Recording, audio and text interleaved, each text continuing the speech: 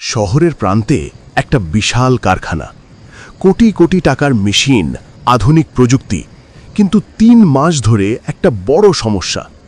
কারখানার প্রধান মেশিনটা হঠাৎ বন্ধ হয়ে গেছে। বিদেশ থেকে ইঞ্জিনিয়ার আনা হলো, জার্মানি, কোরিয়া, দুবাই থেকে। কেউ বলল সফটওয়্যার সমস্যা, কেউ বলল পুরো মেশিন বদলাতে হবে। মালিকের কপালে চিন্তার ভাঁজ, প্রতিদিন কোটি টাকা লোকসান। ঠিক তখনই কারখানার এক কোণে মেঝে মোছার কাজ করছিল একটা গরিব ছেলে, আরিফ। সে ৮ম শ্রেণী পাস, দিনে কাজ করে, রাতে বই পড়ে। হঠাৎ সে থেমে গেল, চোখ আটকে গেল সেই নষ্ট মেশিনের দিকে।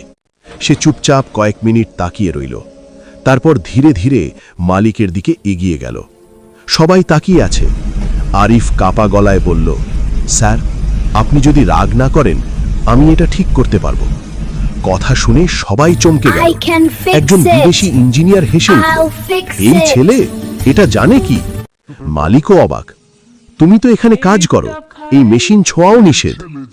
আরিফ মাথা নিচু করে বলল, স্যার, আমি গরিব, কিন্তু আমি অন্ধ না। প্রতিদিন এই মেশিনের শব্দ শুনি, আজ শব্দটা ভুল। কারখানায় নিস্তব্ধতা।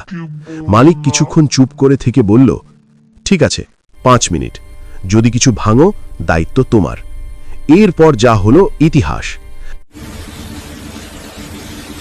আরিফ ঢাকনা খুলল, একটা ছোট সেন্সরের দিকে আঙুল দেখালো, বলল, স্যার, বিদেশি যন্ত্র বসানো হয়েছে, কিন্তু এখানে দেশি ভোল্টেজ, সেন্সর ওভারলোড নিচ্ছে। সে নিজের পকেট থেকে একটা পুরনো তার বের করল, ছোট একটা পরিবর্তন করল। মালিক বলল, স্টার্ট দাও। মেশিন চলতে শুরু করলো। প্রথমে হালকা শব্দ, তারপর পুরো কারখানা কেঁপে উঠল। মেশিন চলছে, সবাই বাক রুদ্ধ। বিদেশি ইঞ্জিনিয়াররা তাকিয়ে আছে, কেউ কথা বলতে পারছে না। মালিকের চোখে পানি। সে সামনে এসে বলল, তুই এই জ্ঞান কোথায় পেলি? আরিফ শান্তভাবে বলল, স্যার, অভাব মানুষকে শেখায় যা স্কুল শেখাতে পারে না। সেদিন আরিফ শুধু কাজ পায়নি, সে সম্মান পেয়েছে।